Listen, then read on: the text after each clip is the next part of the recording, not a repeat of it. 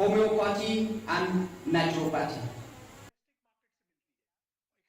USP ka East KHASI Hills uba Vivix mula pentikna bala Ithuh ya Khynnah uba khatlai snem karta kum Suba Donkti haga Jingiap Jong Khyllung iba South snem karta insip sapira lingdo maunai hanongra kipulet kila Ithuh ba uneu Khynnah ula kubur ba Khyllung ilangam jelop na ka jingyo tan bakla ka Jong haga jaka pelang ka kaipot na ka postmortem ka penpau ba ka Jingiap kamdei na ka jingmensau Lapa ayau neu Khynnah syaka juvenile home kat ba ka SIT kadang beteng ya ka jing tokit jongka.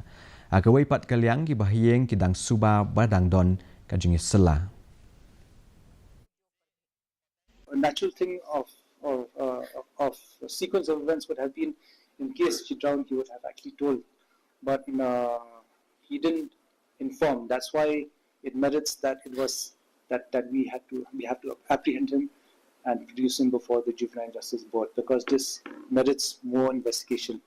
Yes, we have proven the fact that it is this boy who's involved in this whole affair of bringing the child out there. His claim is accidental, that she died because of drowning, and he panicked. But that merits more investigation. Ka kami Jong Khynnah bakal lai senam kerta ubala Suba Donkti